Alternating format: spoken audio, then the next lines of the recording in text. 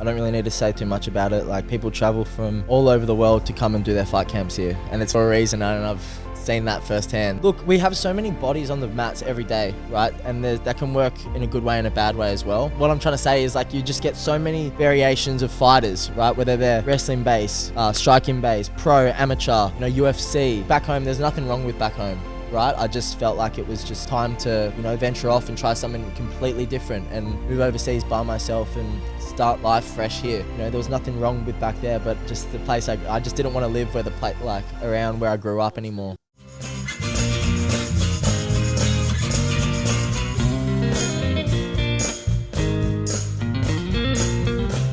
Welcome to Fruiting Body Podcast with your host, Brendan. We're here in Phuket, Thailand, and let me tell you what you can expect from this podcast. We're with Zack O'Brien. He's an upcoming MMA fighter, living, breathing that Thai life over in Bangtao, especially at Bangtao Muay Thai and MMA. He's hailing from Australia, and this podcast is absolutely insane. Now, we didn't go too deep into the second story of Zack, so if you're Zack's friend out there, let us know in the comments, what are we missing? But for this podcast specifically, we got timestamps. You can navigate and jump around to different chapters. Some of the big takeaways here. What's it actually like living in Thailand? Zack's going to be telling you from a newcomer living in Thailand. This is absolute epic. So we're going to get this started. Let's go. Let's just jump right into it. Let us know a little bit. What's your name? Where you're from? What are you doing in Thailand? My name's Zack O'Brien. I'm from Manly, from the Northern Beaches, Sydney, Australia. Can I say that again? No, just I'm from the Northern Beaches in Sydney. And yeah, I came here on a holiday. I'll tell you the story. I came in on a holiday over New Year's Eve, right? And the last bit of December with my best mate. And we did Koh Samui for the first week and then Koh Phangan. And we were just doing this past New Year's, the one that just passed. Just passed, okay. 3, 4, 5, what are we now? What are we, May? No, 5 months. It's a while ago now, far out.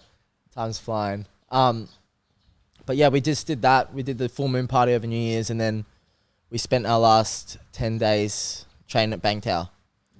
And pretty much just was training there, obviously partying and stuff at the same time. So I wasn't really going for proper. But was it planned at all that you wanted to come train at Bangtao? Or that was planned. Yeah. That was planned. We planned. That was the only thing we had planned the whole trip. We were hostel hopping.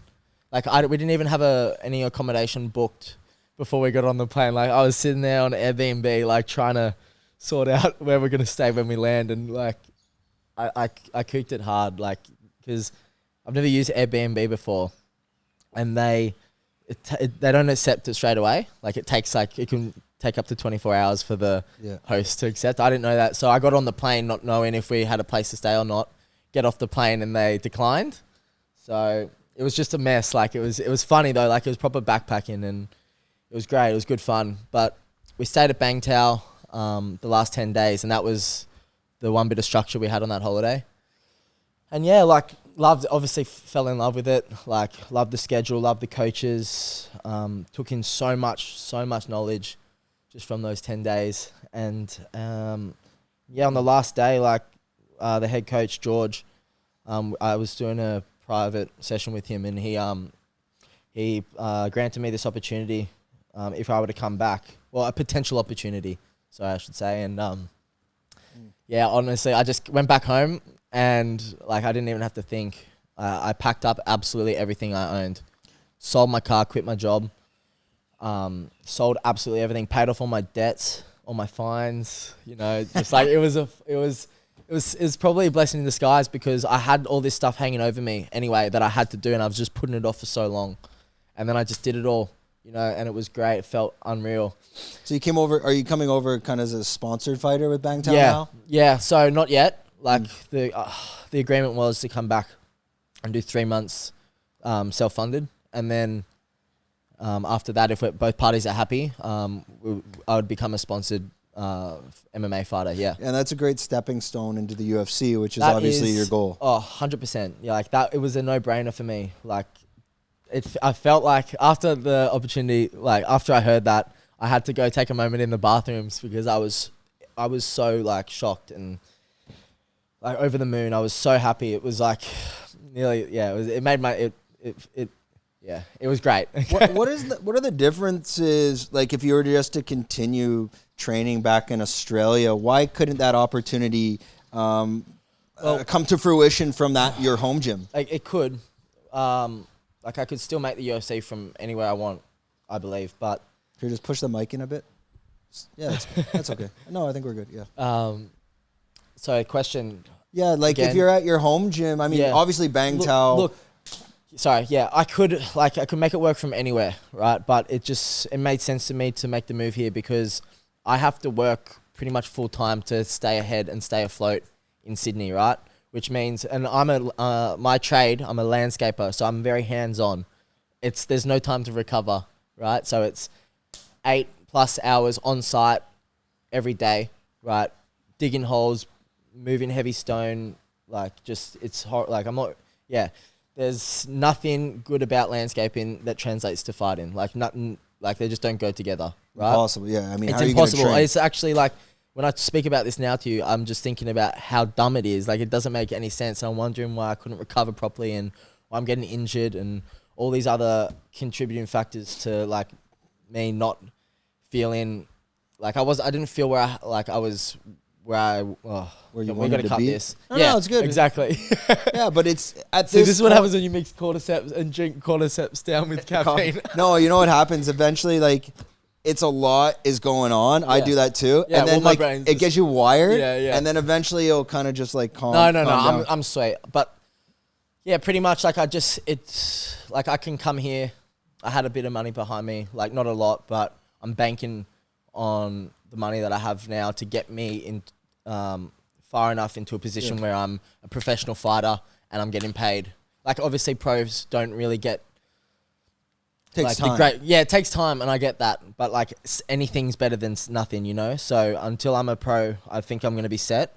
Was it? Like, I'm crossed. assuming it's not like about the money since the beginning. So let's not. have a little backstory of how did you get into MMA, or was it just martial arts originally, and at what age? I mean, you're 23 now, right? I'm 23 now. Yeah.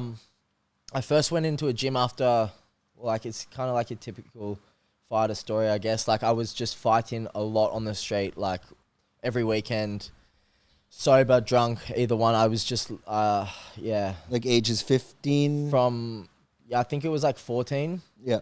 Till when I walked into a gym at 17, 14 to 17, where I'd just fight so much. And obviously there was a lot of stuff going on at home that led me to behaving that way. But yeah, I just loved it. Like, I loved punching on. Like, as soon as I walked into a gym, like, I literally didn't fight once outside of, like, off the mats, you know? Like, it really snapped me into gear, and I was like, I'm better than this fucking... Was it an MMA gym, or what type of gym? Yeah, so it was an MMA gym in Manly called Lang's MMA. It's actually shut down now, but, like, it was run by Anthony Lang, who's a well-known... he's like a pioneer of the sport in Australia, right? He's a pioneer of MMA in Australia, like one of the OGs. And, started kickboxing there, right? I started kickboxing and, just fell in love with it. Doing amateur fights as well? Yeah, so I started amateur fighting. I had my first amateur fight within, far out, what was it, like 8 months of training, I think, if I'm correct. I had my first amateur fight within 8 months. And then, I obviously loved it. Like, I didn't win that first fight, but I won my 3 after that. And then had amateur boxing fight, won that as well. But yeah, pretty much when I was kickboxing, like, I was just, looking back now, I was just doing it to stay sober back then. Because I was, like, I loved to party and I was going down the wrong path. But I'd use my fight camps as an opportunity to stay sober, you know, get like a lot of time up and... It's forced discipline. Forced discipline, exactly right, because I knew that, like, and that was the only thing that that would keep me sober at the time, right? Was, you know, I've got to jump in a ring with somebody and fight. Yeah, you have a purpose. Yeah, I have a purpose, exactly. It's and not it goes just deeper. Like, what am I doing today? 100%. No, exactly. Yeah. You know, and you'll hear that with most fighters, like, you know, gives us purpose. People like me purpose. And yeah, I've had a lot of fighters on the podcast. It's usually a similar story as well. They're going into gyms, whether it was bully fighting in the street, but it's almost like the martial arts channel the energy into a discipline itself. Yeah, it's where like you have all this excess energy and you just didn't know how to control it. That's it. Like that's it. It fully like I don't know. I've got pretty bad ADD, ADHD, which like I can like I'm an addict. Like I get addicted to stuff, right? And I'm addicted to martial arts now. Like I'm addicted to improving day in, day out on the mats, and it's a great addiction, you know. It's a healthy one. And where did you find? I mean, you have this transition. You're just getting into the gym. You're 17. Yeah. I mean, when I talked to you, we did the photo shoot. You have this eyes on the UFC. You have this goal, this vision. When did that first start? When you're like, you know what, this could be a career. I have the potential to get in the UFC. When did that whole vision come to fruition? It didn't happen straight away, to be honest. Like it took time. Like I had a pretty big break in between fights, like the transition between kickboxing to MMA. Like it was over a year, and COVID hit, etc. But I don't know. Just I became such a fan of the sport. I think like we were talking about it before. Like I watched so much UFC. Like it just grew on me. I just started loving it. Obviously, like Conor and like those big names like influenced me a lot, right?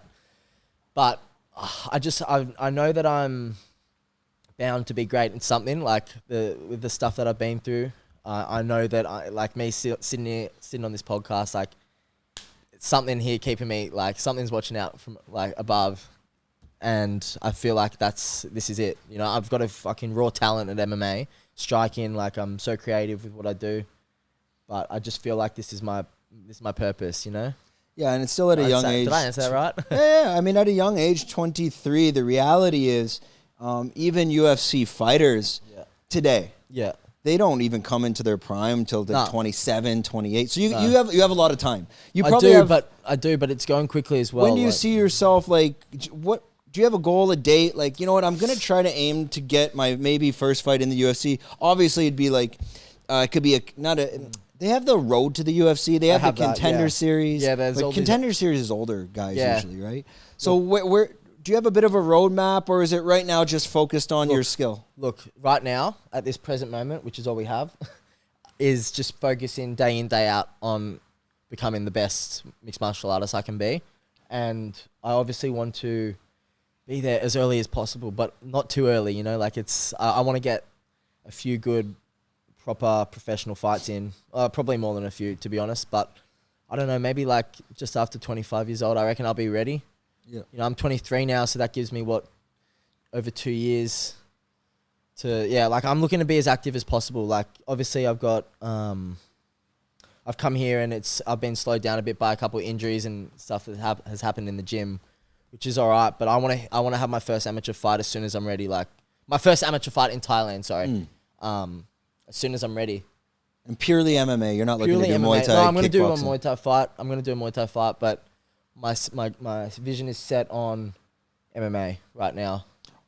What are I'll stay back on this topic. I was telling you about Mike Malott and how we connected with him. I think he was in Cage Fury. He was up and coming, but one of the things he says, his biggest point of success was that he took a lot of time to enter the UFC. Yeah. And actually, what he did was he was coaching up until like 28, 27 until he really made his entrance. Yeah. He said that by the time he entered the UFC, he's already cornered 60 fights in the UFC. To him. So when he's walked in, it's like it wasn't really his first fight. Do you see that as part of a fighter's roadmap that should be you take into consideration? Yeah. Whether it's an older guy from the gym, but just that ability to be in their corner to 100%. See what's going on. 100%. You can get so much from doing that and just being there and just, you know, being in the corner of a fighter. It's like the more time you get like around the weigh-ins, around the, you know, the walkouts, watching live events, like the more normal it seems. I feel like that's like earlier on when I was like in my first few fights, MMA, and kickboxing, to be honest, I was so scared on fight night to be around the ring, around the cage. Like I was always in the back room. But then as I had a few more fights, I'd spend time in the cage. Like I'd spend time around watching the fights before me and just feel like make it feel like it's just See normal. from another angle. I'm just another spectator here. Like just about to walk. Like what if I were to just walk in there right now and punch on? Like it would be fine, you know. So the whole walkout and stuff makes it just a bit more building hectic up that than what anxiety. it is. But like there's a good video on this that one of my first coaches showed me, Sonny Brown. He showed me this video called The Parable of the Plank. And it's John Danaher speaking about just this it's this mad. I'm not even going to try to say it now, but it's a mad story about just like, you know, walking a tightrope up here is no different to walking along the floor, right? So I watch that fight day it's like something I just do every fight day. But yeah, it's just perspective. It correlates a lot to what we're just saying. Yeah, I mean, it's a lot of just your actual perspective on the fight itself and putting yourself in the right mindset. You were telling me a story as we were having some quick breakfast. You stayed on the diet there. You didn't suck in. I'm a welterweight after that breakfast. I'm going from featherweight to welterweight. You didn't suck into the French toast and honey. So there's some discipline there. Yeah. You're talking about watching fights in Patong and there was a KO. Is this something that's like part of your daily or weekly routine, the ability to get out to those stadiums and kind of see what's going on? Yeah, it is. Like, obviously... You're just, I think, push it in a bit closer. Down. Yeah. Yeah, that's good. Like, it's the Thai culture, right? Like, I want to indulge in as much of the Thai culture as I can while I'm here. And going to those fight nights makes me feel like... Because I'm going to eventually fight Muay Thai there, yeah? Like, within a few months, hopefully. So I want to be there as much as possible to make it feel as normal as possible. But also to see how the sponsored fighters from our gym fight and, like, see how they deal with it all and how they perform. And it's really insightful. It's really insightful. Like, I get a lot from it. And, yeah, as I was saying to you, James Fraser, absolute weapon. He's training at Bangtao. He's training at Bangtao, yeah. Like, I watched that fight. And it was hectic. He came up against a Russian and he got knocked clean out in the first round. It should definitely have been stopped, right? And he got up, he was wobbling around and he got an 8 count, but he came back and absolutely belted this dude for the last 4 rounds. Like he won every second of that fight after the first round. And he got robbed for a split decision, which is unfortunate, but man, that was a win in itself getting up from that 8 count. Which is fine. I mean, at the end of the day, I hope I don't get shot for this, but I mean, Bangla Stadium, Patong Stadium, these are just tourist, facts. To be honest, they're more like just a training facility. Yeah. Like you get some rounds in, but I mean, good way to look at it. There's 2 Thai guys that are usually 40 years old that fight every week there just to fill the card. Yeah. So when winning the belts there, sorry, maybe I'll get shot for this. I mean, they're participation awards. Yeah, exactly. But at least you get the miles in there. Best and fairest. And you don't build up that ring rust either. Yeah, right? exactly. Good experience. Just shake off the cobwebs. I mean, there's a difference between Rajadam Stadium and Lumpini Stadium and Bangla Stadium. Yeah, massive difference. I mean, if Michael Savis is stepping in, I don't think he's stepping in Bangla Stadium. No. But you're training over at Bangtao. This is the elite of the elite. What are the differences between when you're training at home and training at Bangtao? I mean, and to elaborate on that, Bangtao, you know, you got the Hickman brothers, elite wrestling. You got Brad Riddell, elite striking. Yeah. Did you have that as well in Australia, or is this something on another level? It's another level, straight up. Like, I don't really need to say too much about it. Like, people travel from all over the world to come and do their fight camps here, and it's for a reason. And I've seen that firsthand of why, and it's fucking crazy. Sorry for swearing. Do you think it's the training partners, the coaches? Look, we have so many bodies on the mats every day, right? And that can work in a good way and a bad way as well. But you're moving with so many different bodies, different styles, different heights. Like, it's different. Like, people will like be professional kickboxers and come in and do it MMA, and like you'll be able to take, like, I don't know. Can we cut that bit? No, that's good. But what I'm trying to say is, like, you just get so many variations of fighters, right? Whether they're wrestling based, striking based, pro, amateur, you know, UFC, like one championship, whatever. Like, there's just so many different types of people in and out, and it's a really good way to gauge where you're at, you know, as a fighter yourself. Like, I came checks your ego a bit too. Yeah, exactly. But like, as I said, my last holiday here, I came, right, and I was fucking sparring after massive weekends and like close to benders, right, and I was having my way on the feet. Like, I was doing really well in sparring, and catching the attention of some of the coaches, and it was great. Like, it was unreal for my confidence, and it's what I needed, to be honest. And it was a good eye opener for me to realize actually how good I was, and yeah, that I do have a lot of potential. Yeah, but back to what, yeah, this is Volkanovski's gym as well. Like, he's part owner here, and he also says something interesting about that when he was training at Tiger way back in the day, that all the different people that are on the mat, there's going to be every single person on the mat has something they're very good at. Exactly. And maybe they're not perfect at everything, but there's so many different skilled professionals on the mat that you're able to even take one little thing away from each. Do you see that every day where you're like, holy shit, look what he did. What the hell was that? How is he doing that? Yeah, for sure. Even just like the little bits of time you spend with random fighters after training, just showing each other the techniques we use in those sparring rounds, or just asking just little questions, just like the little details of what you did here, or how did you do this? How did you escape from that? Like, that was a slick head kick. How did you hide that? Like, it's great. You just transfer information and things maybe can go flat back home after a while. It's kinda, they do. And like, there's not new blood coming in. No, there's not. And yeah, I know it's a hard one because, you know, everyone thinks the grass is greener on the other side, but there's always problems and politics wherever you go, right? But it's just about, I guess, just accepting it and just, I don't know, just making the most of what you have where you're at, you know, with the training part. Like, you can, like, back home, there's nothing wrong with back home, right? I just felt like it was just time to, you know, venture off and try something completely different and move overseas by myself and start life fresh here, you know? That was it. There was nothing personal, nothing, you know, there was nothing wrong with back there, but just the place, I just didn't want to live where around where I grew up. Well, it's good you leveled up quick at 23, because it'd be very quick. 23 can turn to 26 quick, and you would still be there. And now, do you feel that let's say you were to take your skills on a scale of 1 to 10 before arriving, and then today, where do you think that's improved if you were to put that on a scale?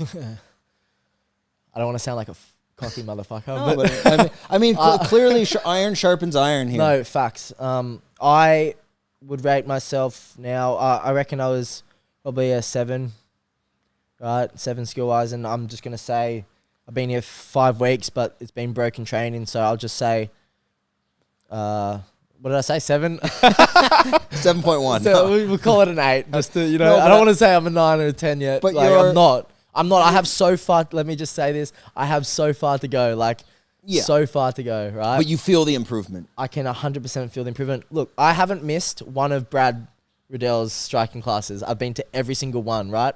I've been injured, so I haven't been able to wrestle, and I got sparked by a Russian second sparring, so I've had to take some time off sparring, right? But I've been to every single one of Brad's classes in the morning, and I can feel it like incredible amounts of like fight IQ just going through the roof. And usually it's kind of the unwritten rule. Fighters don't speak about sparring. Like, if you based obviously on yourself getting sparked, you're saying. What happened in that session? I'm pissed off about it now. I was angry. What happened exactly? Like, I'm frustrated.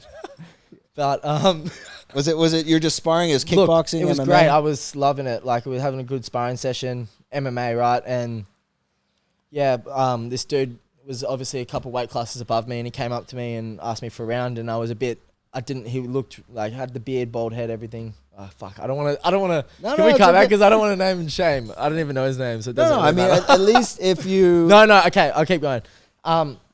He just looked like, you know, I was like, oh, I don't know if this guy will understand me saying, let's go easy, right? So, touch gloves, and we touched gloves. As soon as we touched gloves, he goes for an ankle pick and then uppercut. Right, and I was like, all right, let's go. So I didn't turn it on, but like it was a high intensity, and then he took me down. I got up, and then I started, like, you know, piecing him up on the feet, okay? And obviously didn't do too good of a job because I fucking blacked out and woke up on my knees. So he hit me with a overhand right and blew a hole in my eardrum. Yeah. Fuck. Which is like, you got to ask, how hard are you throwing your punches to... The coach, what happened? The coaches talked to the guy after that? Apparently he's a mad, like, he's known, like, he's come in and out of the gym before, and he's been like, he bullies like smaller fighters, yeah? So I obviously was super frustrated and pissed off, and I didn't get my hearing back in my left ear for like 2 weeks, and it was so frustrating and scary because like the doctors gave me drops, and the drops were making it worse, right? Yeah. And obviously I didn't know what to do here. It was my second week here, and I was like, who do I even speak to? Like, I didn't even, like, I'd go to the doctors and they said everything was fine, and then it was just getting progressively worse each day. And I was like, did you go to Bangkok Phuket Hospital? No, so I didn't go. Yeah. I didn't go there. Went to the fucking 7-Eleven pharmacist? What happened there? Went to 7-Eleven, bro. No, I went to the 2 doctors, right? And then the second one a week later said, oh, you've actually got a hole in your ear. Shit. And I was like, all right. And they were like, we might need to do surgery. And I just like, you know that feeling you get when you hear that and your body just goes like, fuck. And I'm like, okay. But they said if you rest it properly, it will heal up itself. So I just obviously listened to what they said for once in my life. I listened to the doctor's advice. You took off sparring for a bit? Or? I still haven't sparred. Okay. Right? I'm going to do 6 weeks, no sparring. Because I didn't feel concussed. It was just the ear. But still, like it's a flash knockout. Like in a fight, I probably would have like gone to my back or something straight away because I woke up in a position where I could have kept going. It's the equilibrium too. Yeah. And it's just scary. Like, you know, like I just don't want to, I don't want to have those rounds anymore. Like I'm all for sparring hard, but I don't, I don't want to leave my career in the gym. Max Holloway doesn't even, he said he only sparred for Gaethje because he knew it was coming. Yeah. But we got to look at Max Holloway and see how, like what a run he's had in the UFC already. Like you wouldn't need to spar if you've had how many fights? 30 fights, 20 over 20. Well, he started at 19. Yeah, see, like, and I think he like just leveled up. Yeah, like, it's crazy. I thought he was at his peak. Like, 100%. Like, I still need to spar, right? But I'm just gonna closer. Yeah, there you go. I'm just still getting used to all this. Like I still need a lot of sparring, right? I need my time in everything, but I'm just gonna be way more selective with who I go with. And I'm going to start saying no, you know, which is something that I've struggled with in the past, saying no to people. Especially, I mean, if he's got, you're saying two weight classes. I mean, that's 20, 25 pounds. Yeah. It's it's a big difference. I don't agree with that type of stuff, but it's all good. Like, so what you're at 23, you're UFC wise. I mean, you're cutting around 145. Yeah, I'll be bantamweight. I don't know about after featherweight or bantamweight. Oh, sorry, featherweight. Yeah, 145. Yeah, I'll be 145. But then as you progress, I mean, eventually you're going to be at that 155. I don't know. You think you can hold the weight? Like by the I don't time know, after that breakfast, I'll be 155. By the time you're like 30, though, I mean, even like guys like Max Holloway, people are saying he shouldn't even. I don't know. Like, we'll just see what happens. You know, like we'll see. Like I'm still adjusting to the climate here. See how my weight goes over the however long, and just I had a really good dietitian back in Sydney. Yeah. And we were talking about that before. Like, he just changed my perspective on nutrition completely. I still have no idea, but I have more of an idea than I did. Yeah, you say you were just not eating to cut weight. Yeah, I wasn't fueling my sessions at all. I'd obviously have such a restricted, like self-restricted diet. Like I'd be like, I can't eat that. Like, don't eat that. But going based off what I thought.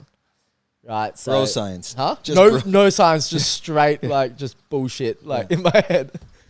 But yeah. Yeah, it's intense, especially like if you're just cutting out carbs, but you're training 3 times a day. Yeah, I mean it's not easy. Doesn't make sense. What doesn't make sense? Beyond like the world class training here in Thailand, I think a big aspect of it as well is similar to what you're saying with landscaping. That you're trying to train, but you're landscaping. You're trying to make the bills. There's that extra added stress. Yeah. The ability in Thailand to you're living 2 minutes to the gym. You can go to the beach. The grocery store's there. That convenience of the training and lifestyle in one. Can you talk a little bit and walk us through your day-to-day? Here? Wake up. Like 3 days a week I do yoga. So I wake up, do yoga, do kickboxing, and then I'll have a breakfast, smoothie, whatever, chill. And then I'll either do a midday session or not, or sleep. Yeah. Like I'm so tired. Like I will literally sleep for hours. And then I'll do every 4 p.m. session of the week, right? And then get dinner, I'll go to Keta, which is like a Yeah, it's right over Yeah, here. it's by the portal. Yeah, I think. Are you going to the portal? Yeah, after? sorry, I should I'm going to start going to the portal after my membership expires at Kedah, and I'm just doing the ice bath, the cold plunge, the magnesium bath, the Once sauna, a week everything. or every day? Oh, not every day, but I'm going at least 3-4 times a week. Interesting. Right? I love it. Like I don't understand. Like if I can go chill there over chilling in my bed at home, like I may as well just chill there. It's awesome over there. It's so nice. It's beautiful. It's beautiful. I think like I fall asleep on the daybed every time I go there. Really? After doing cold hot, I'll go and I'll lie down on the daybed and I'll be playing Sudoku or fucking doing some other thing, and I'll just I'll literally wake up and I'll be like, what? Like I'm that tired, you know? And it's quite far. It's still far from where you're probably staying. Are you staying around the gym? I'm literally staying, just up from the 7-Eleven. Just by the Literally like 20 meters from the 7-Eleven. Yeah, and that's to get out there because the traffic, it can be a bit hectic. Like Phuket didn't used to be like this. Now everyone's driving around like they've been smoking meth the whole time. Mate, it's crazy. Yeah. It's fucking, dude, it's crazy Yeah, out honestly, you better wear a helmet driving. Like, it's nuts. Yeah, and I've had no motorbike experience apart from being in Bali on schoolies, and a couple times that I've been in the past, other times I've been like just driving around drunk pretty much. Like, that's so bad to say, but that's reality. It's reality. That's the only time I've ever hopped on a bike. So I'm obviously not driving drunk here anymore, but like I'm way more like it's life now here. It's not just a holiday. This is. Are you life. going slow or are you? Yeah, I'm going slow. I don't speed, but I lose concentration very easily. Yeah, you got to stay. I think the that's safe numbers stay under 50. I mean, I used to go like 80, 90 ripping this road here. Yeah, but you can't. Because you're getting a lot of gravel and sand from the construction. Yeah. Oh man, and that's the worst. There's so many trucks now that like the trucks, they don't look because your motorbike ain't gonna do anything to them. Nah. So like you gotta stay under now, to be honest, under 50. I used to do 80 on this road. Really? Oh, back like not long ago, before COVID. After COVID, there's just no point now. It's it's dangerous, man. It is so dangerous. It is so dangerous. I've had a couple close calls already. But like I'm pretty switched on now on the roads. Like I lost my license like 4 times on my P's back home, right? So and that's not just from speed. Like I wasn't a hoon. I was I'd just lose concentration, right? I'd just fucking wander off, go on my phone or whatever. Like I just did some stupid shit. But I've learned from that. Like I'm very switched on the roads now, which is good. Like places like Phuket. There's still a lot of temptation here. I mean, you got Bengal Road. You're still young. There's a lot of options to go out. Easily fall off the rails, go onto a bender. Are you? Does this even enter your mind now, or is the discipline and the focus on getting into the UFC and the training keep you dialed in? Or do you get those nights sometime you're like for example, when your ear got fucked up, you're like, fuck this, I'm going to Bengal, I'm going on a 4-day bender. Look, it's hard to say because I'm not I come from I've had a big history with partying, so I'm not like most 23-year-olds.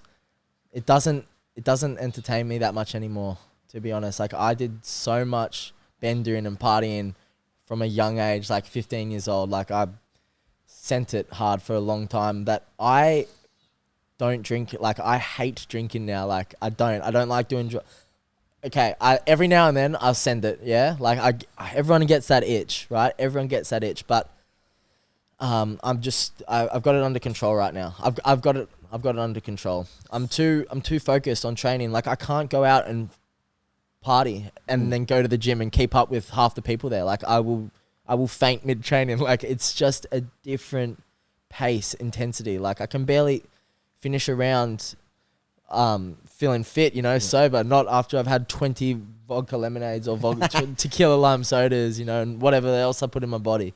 Yeah, I mean it's also going hard in Thailand. Like the bars never close here. Yeah. I mean, you can go home you don't have to actually ever go home. Yeah, you can just keep rolling into it. But the reality is, like, one night out could put you out for a week. It can easy. And for me, like honestly, it does put me out for a week, mentally more than physically. Like, yeah. I've seen too many sunrises, like bad sunrises, meaning like staying up for the sunrise to scar me. Like I get anxious now when I'm out. Like I'm like, is that time to wrap it up, Zach? I don't want to see the sunrise. No, I don't want to see the sunrise. Like I want to wake up and see the sunrise, not stay awake and see it. So yeah, there's the temptation is definitely there, but I feel like it's just different from the temptation back home. Like you've got mates calling you like hitting you up on even just like weeknights, just going, let's go have a beer, let's go do this, let's go do that, and beers lead to bags, and bags lead to head noise, and then you're recovering from your night rather than recovering from training or trying to recover from both. You just end up sick, run down, and all the head noise in the world. And it's not. I mean, there's no going to be an extra benefit going out on that. Here, also, you're with a community of people in which you're all on a similar level. Yeah, well, so there's no one's tempting each other to go have a beer. We're surrounded by like-minded people. We're all like most of the people training in that gym, if not everyone, is there for the same reason, right? Some of them are just casuals, drop-ins, but most people are there to better their craft every day, and But do you get a lot of people coming for the fitness tourism at Bangtao, where those guys, I've seen them, they'll come in, they'll train one day, they'll go hard one day. They'll train one day, they'll go hard one day. And they're kind of just there for the HIIT classes. Yeah. Do you guys cross paths, or you kind of create your own communities within that community? I just stick to the MMA-based stuff, to be honest. I'm not real. I am going to start doing more of those classes, but because I've only been here 5 weeks, I've just been strictly MMA, kickboxing, I haven't really ventured off into that scene yet. But yeah, I've made some really good friends since I've been here. Very supportive people. It's good. It's hard being away from home. I respect anybody that's from back home that has made the move overseas, to wherever it's been, even if it's been for a few months. It's a hard thing to do, packing up and leaving your comfort zone. Well, at least you're not too far from home. I'm from Canada. I haven't been back in 5 years. Really? You'll find I moved out when I was 23 to Taiwan first. The first year is hard. Then you go back.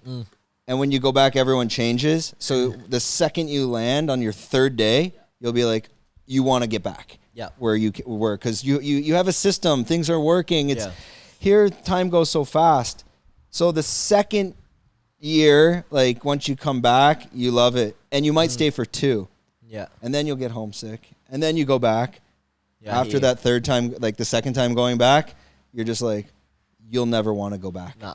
No, it's over. You're just everyone will change. The Western world is always changing. They're always programmed. Yeah. And now I think I've been here 13, 14 years. And it's to go back home. And if my parents weren't there family, I'd honestly wouldn't go back, because you don't need to. Because you can get a passport in Bangkok. Yeah. You can do your visa here. You technically never need to go back. Yeah, I agree with you on that one. I know I've only been here a short amount of time, but the only thing that I've thought about going back for is just my nonno in Queensland, my sister, my dad, my family, my mum, just family. That's it. My friends they can come over here, I'll see them when I see them, but it's just family pretty much. That's it. And grandparent, my nonno and my dad, both mums and dad's side grandparents, they don't have a lot of time left. They're used by dates about to run out. So I did feel a little bit guilty moving, but you got to do what's right for you. Yeah, man. And you got to find that you find that answer to kind of see what I did. I've always my grandma just died. She was 96, and I didn't see her for the past 5 years, but there's a certain part, whether I would use this line in my head to kind of cope with it. Yeah, it's my grandparents came on a boat from Ireland to Canada, and they never talked to anyone again. We're fortunate just to have Zoom. Yeah. So I kind of take that into consideration, because you got to, and everything's a cycle. So maybe we're just part of that next cycle where we leave. Yeah. And it kind of just goes back around the world. And who knows, maybe my kids here end up back in Ireland. Yeah. And I think it is part of the cycle. We are fortunate that you can pick up the phone and call your family on Messenger. We are. I know. And they didn't have that option. They literally packed a bag, got on a boat, said bye to everyone. And that was it. And never saw them again. That was the end. It's crazy to think about that, hey? It's just literally an app on our phone that we can speak to them face to face. There's still options. It does make it easier. It does make it a lot easier. Now, you see, how long are you going to be here on this trip? When's the next plan to go back? This isn't a trip. Well, I mean, this is, I know. But this leg. How long's it? You've been Fuck, here I 5 sucked that up. months? No, can we've got to cut that. Nah. No, we actually have to, because you know that saying, how long is a piece of string? Yeah. Right? It's like, it's how long's a piece of string? it's you know what I mean? Infinite. Yeah. So you'll be, no, like I just paid for a year visa last week. So I guess reassess in a year, but I plan on staying longer than that, you know? how does that work with the visa process? Are you doing I'm doing an education visa. okay. Everyone does I'm learning to speak better Thai than I speak my own language. Kun Pasa Thai Dai Mai Ka? Kun Sabai Di Mai Ka? Ah, so there we go. Are you trying to learn though as well? Yes. Yes, I am. Honestly. I haven't been to the school yet, but once the visa's started, obviously, I'll get that going, and I'll be more attentive. But yeah, it's actually fun learning another language. Like, it is fun. I've only learned a few things, but yeah, fuck, it gets you thinking. Yeah, keep at it. I mean, that's probably my biggest regret is I didn't learn Thai. Now I'm doing 3 days a week. Yeah. I lived in China, so my Chinese is good. But it's very difficult. My Chinese is, I can go around China no problem. Yeah. Thai is another level difficult. Chinese is not. Really? Oh my god. Interesting. Thai is so difficult. Yeah, right. Yes. Okay. Yeah, because it's their native tongue here. So the problem when you learn Thai in Thailand is that it's not a second language. Yeah. When you go to China, everywhere in China, it's a second language. They're Chinese because they all have a home dialect. Mm-hmm. The country's so big. Yeah. So who knows if they're coming from Beijing and they live in the south like Shenzhen, or if they're coming from Beijing and they live and they're in Shanghai, it's actually 2 different languages. Yeah. So Chinese Mandarin is the language to make them all communicate together. I see. So when you're speaking it, you're speaking you're all speaking second languages. Thailand, Crazy. no. Interesting. It's all first language. Yeah. So the second you like pang na, they're like, huh? Oh, they're like, nah. Oh, nah. You're like, fuck. Like, so it's funny because like you have to be almost so perfect. Yeah. It's challenging. It takes a solid like year of just wanting to give up. For sure. Yeah, it's hard. It's gonna be a slow burn, that one. But just go for it though. It's gonna be a slow and it's burn. hard because they all speak English. Huh? Yeah. They all speak English, so they don't want to do it. Yeah. For the rest of your day, like today, so you've trained in the morning. Yeah. You've come on the podcast. Yeah. What's the rest of the day look like? So, obviously, I'm still injured, so otherwise I'd be doing the 4 p.m. the MMA class. But today I'm gonna go sauna, ice bath, and I'm gonna do my strength program. So just hit the weights gym. One of my mate's fiance, Holly, she's an unreal strength coach. You should all hit her up for an assessment and a program. But yeah, she wrote me up a lovely program, and yeah, I'm just gonna stick to that today. I find it hard. Like, I've never been into weights at all. Obviously, with landscaping, it's a lot of physical labor, so I didn't think I ever needed it. But obviously, as I progressed in the sport, I just felt like, I'm like, fuck, just my back's killing me. Everything's starting to hurt, and I wasn't doing the right type of weights, you know? Yeah, like, not training I'm not properly training for properly. a fighter, like a fighter's and training. I'm feeling such a difference already. I've only been doing it a week and a half, and yeah, I've just been prioritizing that, obviously, while I can, being injured, just doing what I can. So you have to be careful a bit as well. Like for example, like a guy like, let's say Max Holloway is a good example. Yeah. They're not training the weights, but I mean that there's purpose behind that because they don't want to put muscle on so that they don't have to go up a weight class. That's the thing. Like, I weighed myself this morning, fasted for the first time since I've been here, and I'm heavy. I'm heavier than I was in Sydney, but listen, I've been eating unis a lot, right? Like, there's a lot of burgers. It's cracker place there, right? They've got a really good menus, and they've got that triple cheeseburger. Oh man, game over. Oh, stop! No, the cheeseburger taco. Yeah, that is unreal, and the brownie. Yeah. Dude, the brownie. I had it 2 nights ago. It's pretty sugary. Yeah, but like that's why I love it. We were saying sugar's the best. Fucking that one. The brown. I eat. Oh man, if I order there, I'm getting like triple cheeseburger and the burrito. Yeah. And I can crush food. No, the burrito's unreal. Like, they've got such a good menu, and yeah, I've definitely overeaten there. That's for sure. But yeah, when you're coming over here, I guess one of the biggest challenges getting into a professional fight career is always going to be sponsorships and budgets and managing that budget. Essentially, you're not making any income, I'm assuming, at this place. How do you structure that so mentally you don't have that pressure of finance? Yeah, look, obviously. Because everyone has that problem at a young age. Everybody has that problem. You know, everybody has that problem. But I've obviously came over with savings, okay?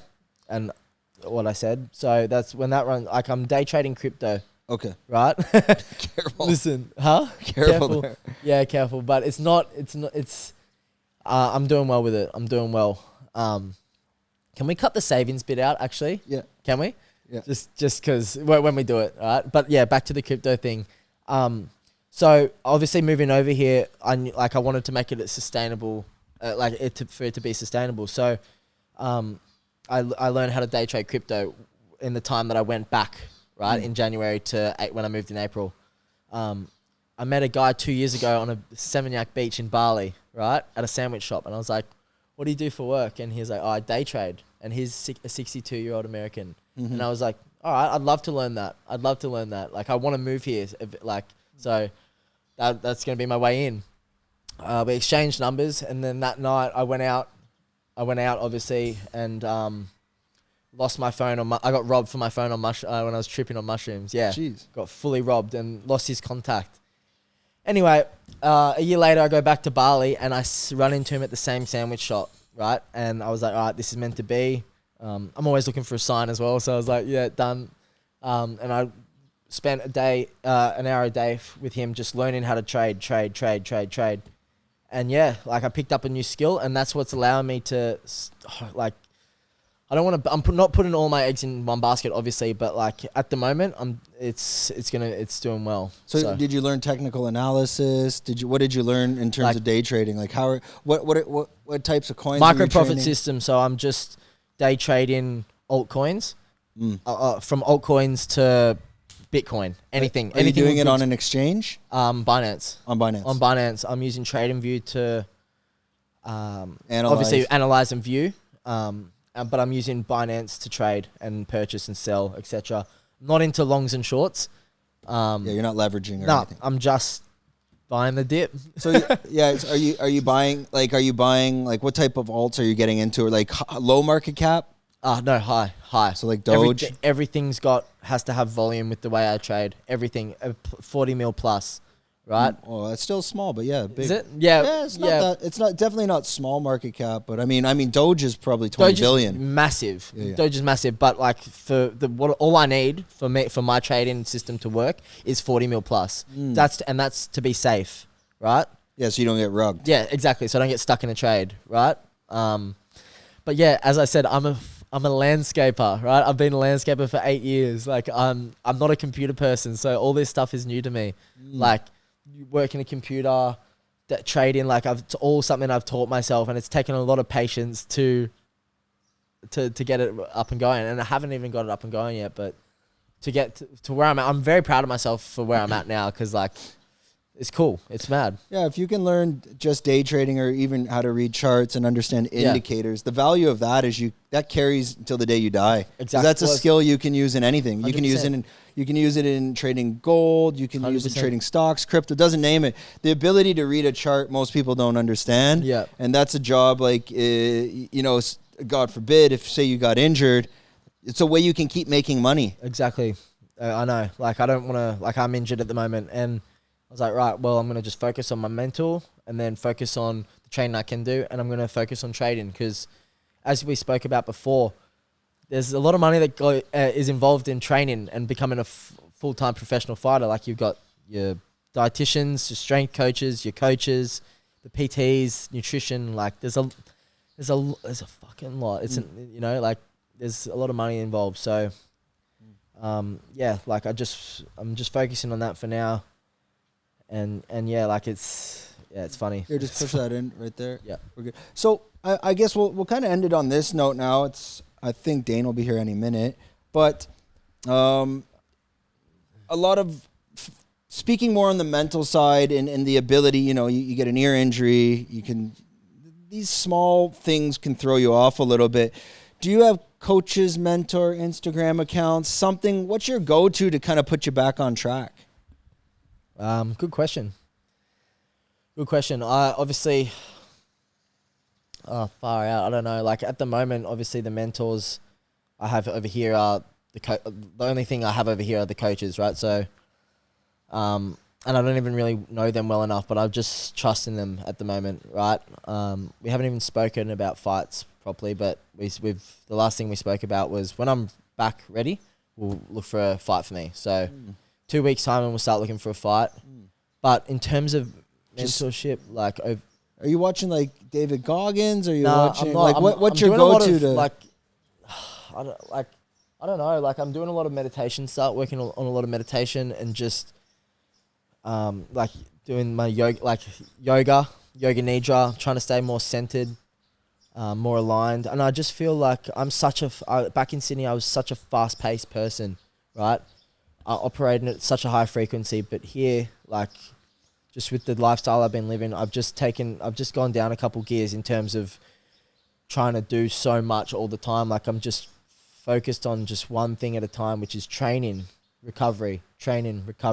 That's it. And like with the injuries that have happened, like I haven't really felt like I've been in a bad position where I've had to reach out for, mentorship or whatever. Like I feel like I'm just counting on myself here at the moment. You know? The distractions aren't here in Sydney. There could be a million here. Oh, don't get me wrong. Like if like I got injured in Sydney, I'd be on a whip that night. You know, like I'd be having a massive one. Like I'd be going, sweet, fight's off, time to send it. Like because I can send it. You know, and it's just that neuro pathway of just, all right, when something goes wrong, okay, this is easy. Yeah, it's just easy. There's, you just know what's going on that night, all right, there's 2 for 1 at this place, let's go there, have a few drinks, then that leads to whatever. But there's no one here you can even probably lean on for that call, which is a good thing. No, yeah, it's a good thing. You don't want to be like, all right, there's people that I've met in the gym, but they're not here forever, and like I don't see the point in just going out and doing that with someone that's just not on the same path as me, like I feel like I have to really earn my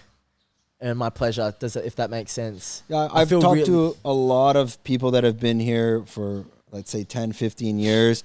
They've been, whether they're photographers at Tiger Muay Thai, coaches, trainers, or doing fitness from the soy.